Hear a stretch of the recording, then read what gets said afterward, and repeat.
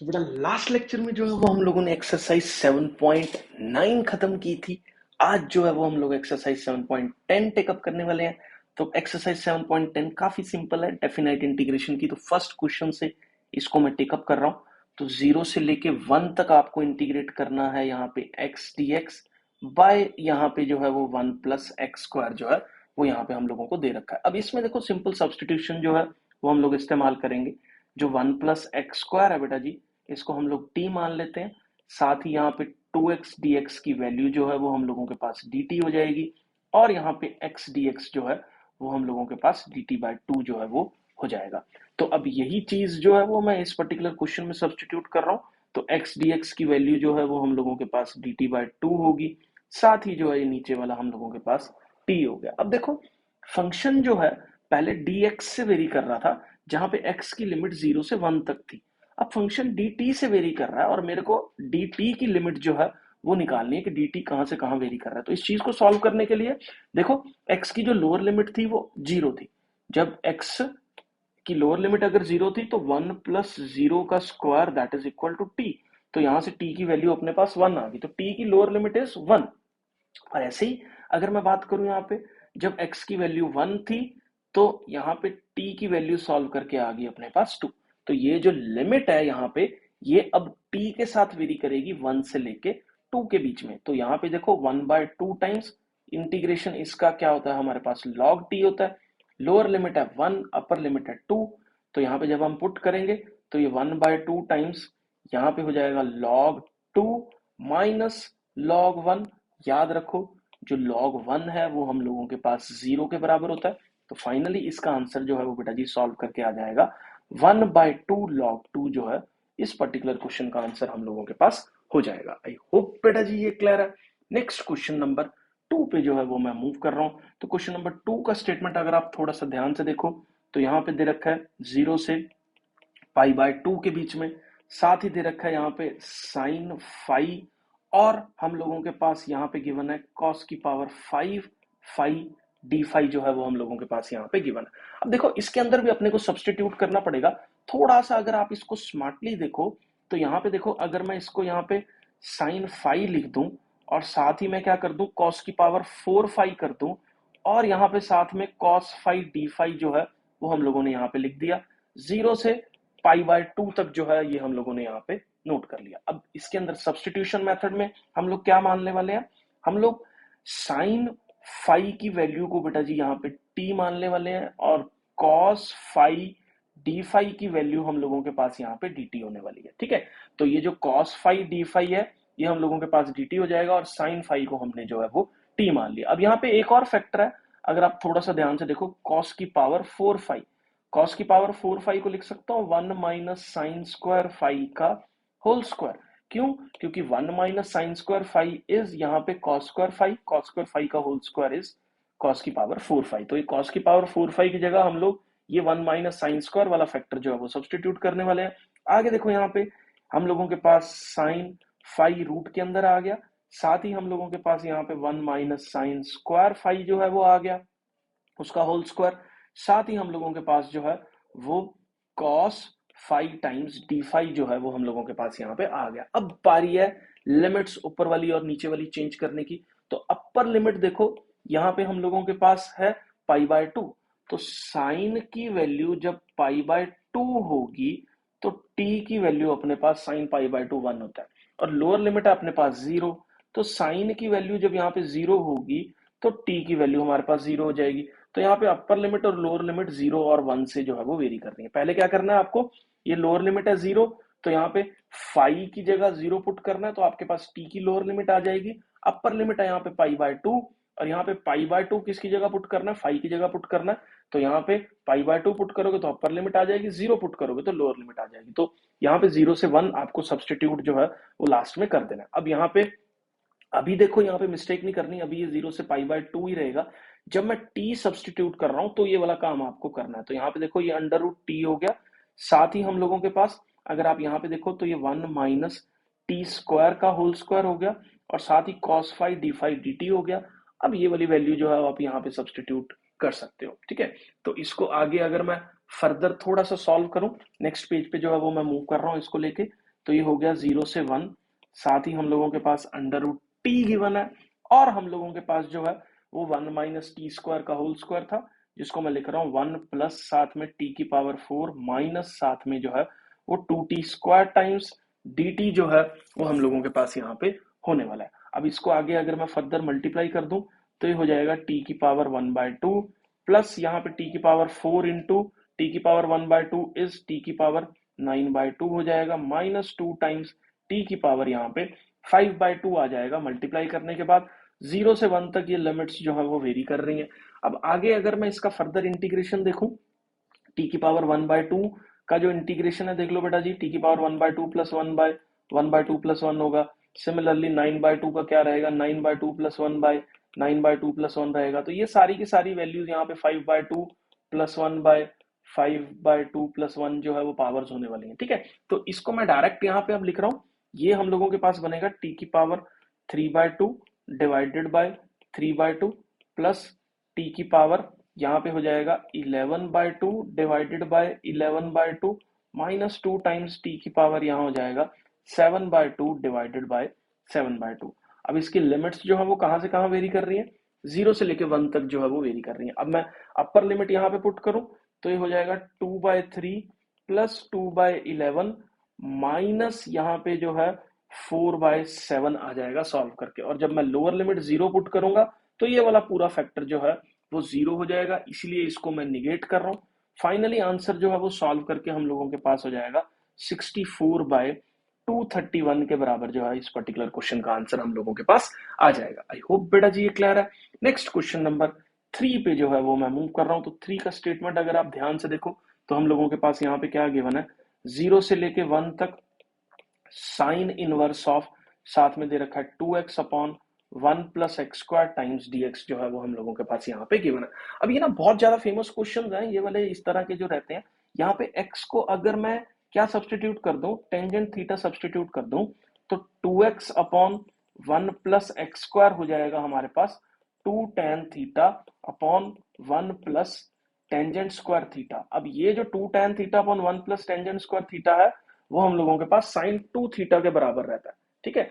और यहां से अगर आप इसका डेरिवेटिव कर दो तो ये जो dx की वैल्यू है ये हम लोगों के पास हो जाएगी secant square theta times D theta. ये सारी चीजें मैं यहां सब्सटीट्यूट कर रहा हूं तो ये साइन इनवर्स ऑफ, यहाँ पे डायरेक्ट लिख रहा हूं मैं अब यहाँ पे साइन 2 थीटा, और साथ ही dx की वैल्यू जो है वो हम लोगों के पास हो जाएगी secant square theta times D theta. अब इसको अगर फर्दर आगे सॉल्व करेंगे तो ये हो जाएगा 2 theta times secant square theta into में डी थीटा हम लोगों के पास हो जाएगा। अब क्वेश्चन ये आता है कि थीटा की वैल्यू कहां से कहां वेरी कर रही है, तो यहाँ वाली इक्वेशन को जो है वो हम लोग यूज करने वाले हैं। तो सबसे पहले x की वैल्यू हम लोग यहाँ पे 0 पुट करेंगे। जब x की वैल्यू 0 है तो टेंजेंट थीटा का थीटा भी जो है वो 0 हो जाएगा, और जब x की वैल्यू 1 है, जब टेंजेंट थीटा के बराबर पुट करेंगे तो यहाँ पे थीटा की वैल्यू जो है वो हम लोगों के पास π/4 हो जाएगी। तो ये अपर लिमिट इसकी, लोअर लिमिट इसकी 0 होगी और अपर लिमिट इसकी π/4 जो है वो यहाँ पे हम लोगों के पास हो जाएगी। अब इसके आगे फर्दर अगर मैं बात करूं तो इलेट रूल लगाना पड़ेगा। इलेट रूल में पहला फंक्शन जो है वो एल्जेब्रिक फंक्शन मान लिया हमने, और जो दूसरा फंक्शन है वो हम लोगों के पास जो है वो ट्रिग्नोमेट्रिक फंक्शन मान लिया। एल्जेब्रिक फंक्शन का हम लोग डेरिवेटिव करते हैं तो एल्जेब्रिक फंक्शन में थीटा का डेरिवेटिव थीटा के रिस्पेक्ट में 1 रहेगा, और ट्रिग्नोमेट्रिक फंक्शन का यहाँ पे हम लोग इंटीग्रेशन करेंगे तो इसका इंटीग्रेशन जो है वो हम लोगों के पास सॉल्व करके टेंजेंट थीटा आ जाएगा। अब ये वाला इससे मल्टीप्लाई होगा माइनस ये वाला इससे मल्टीप्लाई होकर इंटीग्रेशन जो है वो इसका आगे फर्दर हम लोग सॉल्व करेंगे। तो इसको मैं अगले पेज पे जो है वो लिख रहा हूं। तो ये जो हो गया हमारे पास यहाँ पे थीटा टाइम्स यहाँ पे हो गया टेंजेंट थीटा माइनस इंटीग्रेशन यहाँ पे हो जाएगा tangent theta times D theta. एक बार यहाँ पे देख लेते हैं, थीटा टाइम्स टेंजेंट थीटा ये इससे मल्टीप्लाई हो रहा है minus 1 into tangent theta which is यहाँ पे tangent theta times D theta जो है वो हो गया। अब इसको फर्दर आगे और सॉल्व कर लेते हैं। ये हो गया थीटा टेन थीटा हो गया हम लोगों के पास, माइनस यहाँ पे जो टेंजेंट थीटा का इंटीग्रेशन है वो हम लोगों के पास जो है वो लॉग सीकेंट थीटा रहता है।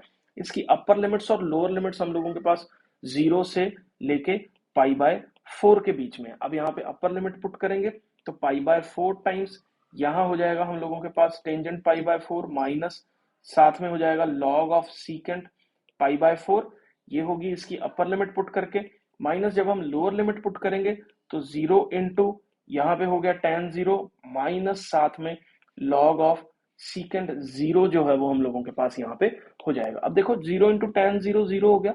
अब log सीकेंड 0 1 होता है और हम लोगों के पास log 1 जो है वो 0 रहता है, इसलिए ये वाला सारा फैक्टर यहाँ पे खत्म हो गया, 0 हो गया। बस यहाँ पे वैल्यू पुट कर दो, ये हो गया पाई/4 टाइम्स टेंजेंट पाई/4 1 होता है, माइनस साथ में जो है वो हम लोगों के पास ये हो जाएगा log ऑफ √2। तो इसको फर्दर सॉल्व करके पाई/4 माइनस हाफ log 2 जो है वो यहाँ पे हम लोगों के पास आ जाएगा। अब यहाँ पे एक चीज और थी देखने वाली, ये एक 2 वाला फैक्टर था जो इससे मल्टीप्लाई हो रहा है, तो यहाँ पे फर्दर इसको जो है वो अपने को 2 से मल्टीप्लाई करना पड़ेगा। ये आप ऊपर से ही जो है वो इसको यहाँ पे लिख देना, ये सारी की सारी टर्म्स के अंदर, ठीक है। ये 2 वाला फैक्टर जो है वो यहाँ पे मल्टीप्लाई हो रहा है, तो ये फर्दर जो है वो हमारे पास हो जाएगा पाई/2 माइनस साथ में जो है वो log 2। ये इस पर्टिकुलर क्वेश्चन का आंसर हम लोगों के पास यहाँ पे हो जाएगा। आई होप यहाँ तक जो है वो क्लियर है। नेक्स्ट क्वेश्चन नंबर 4 पे जो है वो मैं मूव कर रहा हूँ। तो यहाँ क्वेश्चन नंबर 4 का जो स्टेटमेंट है वो 0 से 2 है, साथ ही हम लोगों के पास यहाँ पे गिवन है x इंटू में x+2 जो है वो यहाँ पे गिवन है, इसका dx जो है वो अपने को यहाँ पे करना है। अब इस पर्टिकुलर क्वेश्चन के अंदर अगर आप देखो तो x+2 को अगर मैं यहाँ पे t² मान लूं तो यहाँ पे dx की वैल्यू जो है वो हम लोगों के पास 2t dt के बराबर जो है वो हो जाएगी, ठीक है। तो इसको मैं यहाँ पे x की वैल्यू अगर फाइंड आउट करूं तो वो हम लोगों के पास t² माइनस 1 हो जाएगी। एक तो ये वाला वर्कआउट हो गया इसका, दूसरा अपर लिमिट्स और लोअर लिमिट्स निकालनी पड़ेगी। अभी तुम इसमें देखो x की लोअर लिमिट 0 है, तो 0 + 2 की वैल्यू हम लोगों के पास t² आ गई, जहां से t की वैल्यू सॉल्व करके अपने पास √2 आ गई, और जो अपर लिमिट है वो अपने पास 2 है, तो 2 + 2 ये t² के बराबर हो गया। यहां से t की वैल्यू जो है वो अपर लिमिट सॉल्व करके जो है वो हमारे पास 2 आ गई, ठीक है। तो अब देखो आपके दिमाग में आ रहा होगा कि ये हमने जो है वो प्लस वाली क्यों ली है, माइनस वाली क्यों नहीं ली, क्योंकि देखो x की वैल्यू जो है वो पॉजिटिव है, x अगर पॉजिटिव है तो t भी जो है वो हम लोगों के पास पॉजिटिव वाला ही हम लोग कंसीडर करके चलेंगे।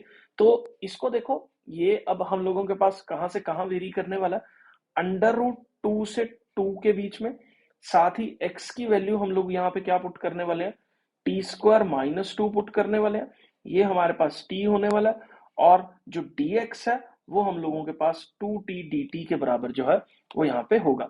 अब 2 कॉमन आ जाएगा, इंटीग्रेशन यहाँ पे होगा √2 से 2 के बीच में, और साथ ही हम लोगों के पास ये हो जाएगा t² इंटू में साथ में हो जाएगा t² माइनस 2 के बराबर जो है वो हम लोगों के पास यहाँ पे हो जाएगा, साथ में जो है वो हमारे पास dt आ जाएगा। अब t² यहाँ पे होगा तो ये t⁴ माइनस 2t² का इंटीग्रेशन टाइम्स 2 dt हो गया, कहां से कहां तक, √2 से 2 तक। इसको अगर मैं अगले पेज पे फर्दर सॉल्व करूं तो ये जो 2 तो इसके बाहर आ ही गया, तो जो t⁴ था उसका इंटीग्रेशन हम लोगों के पास होगा t⁵/5 माइनस जो 2t² था उसका इंटीग्रेशन होगा t⁵³ और यहाँ पे अपर लिमिट और लोअर लिमिट हम लोगों के पास √2 से 2 के बीच में जो है वो हो जाएगी। अब इसमें जो है वो अपर लिमिट अगर मैं पुट करूं तो यहाँ पे अपर लिमिट पुट करोगे तो 2⁵/5 हो जाएगा, माइनस 2 टाइम्स 2⁵3/3 जो है वो अपर लिमिट पुट करके आ गई, माइनस जब आप लोअर लिमिट पुट करोगे तो √2⁵5/5 हो जाएगा, और यहाँ पे प्लस जो है वो 2 टाइम्स √2⁵3/3 के बराबर जो है ये हो जाएगा। अब यहाँ पे जो है वो प्लस क्यों आया, क्योंकि जब आप upper limit minus of lower limit करोगे तो ये लोअर लिमिट का फर्स्ट वाली क्वांटिटी जो है वो माइनस हो जाएगी, और ये माइनस इंटू ये बाहर वाला माइनस प्लस हो जाएगा, तो इसलिए ये वाली क्वांटिटी जो है वो हमारे पास प्लस होगी। इसको आगे फर्दर सॉल्व करना काफी सिंपल है। कैसे, ये हो जाएगा हमारे पास 2 टाइम्स ये हमारे पास हो जाएगा 32/5 माइनस यहाँ पे हम लोगों के पास हो जाएगा 16/3 माइनस हम लोगों के पास यहाँ पे हो जाएगा 4√2/5 हो जाएगा, प्लस यहाँ पे अगर हम लोग बात करें 4√2/3 के बराबर जो है वो हो जाएगा। अगर मैं इसको फर्दर सॉल्व करूं बेटा जी तो इसका आंसर जो है वो एलसीएम वगैरह लेके हमारे पास आ जाएगा 16√2 + 1 डिवाइडेड बाय हम लोगों के पास 15 जो है इस पर्टिकुलर क्वेश्चन का आंसर हम लोगों के पास यहाँ पे हो जाएगा। आई होप बेटा जी ये क्लियर है। नेक्स्ट क्वेश्चन नंबर 5 पे जो है वो मैं फर्दर मूव कर रहा हूँ। तो क्वेश्चन नंबर 5 का अगर आप स्टेटमेंट देखो तो 0 से π/2 के बीच में है। साथ में हम लोगों के पास क्या गिवन है, साइन एक्स dx गिवन है अपॉन 1 प्लस साथ में जो है वो क्या गिवन है, कॉस स्क्वायर एक्स जो है वो गिवन है। अब यहाँ पे देखो ऐसे क्वेश्चंस को सॉल्व करने के लिए हम लोग सब्स्टिट्यूट कर रहे हैं cos x को t। cos x को t सब्स्टिट्यूट करने से हम लोगों के पास माइनस साइन एक्स dx की वैल्यू जो है वो dt के बराबर हो जाती है। अब इसको अगर मैं आगे देखो फर्दर यहाँ पे तो माइनस dt हो गया ये वाला अपॉन नीचे 1 प्लस टी स्क्वायर जो है ये हो जाएगा। अब यहाँ पे क्वेश्चन आता है कि अपर लिमिट और लोअर लिमिट क्या रहेगी। अब x की वैल्यू जब 0 है तो ये इसकी लोअर लिमिट होगी, तो यहाँ पे t जो है वो हम लोगों के पास 1 के बराबर जो है वो हो जाएगा।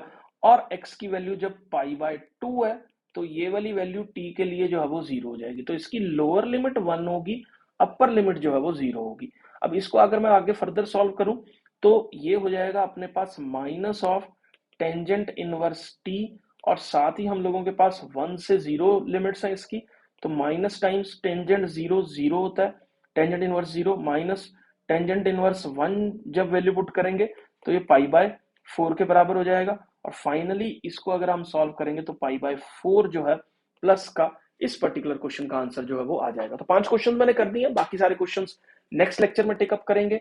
वीडियो अच्छा लगा तो चैनल को सब्सक्राइब कर दीजिए और लाइक और शेयर करना बिल्कुल मत भूलिएगा।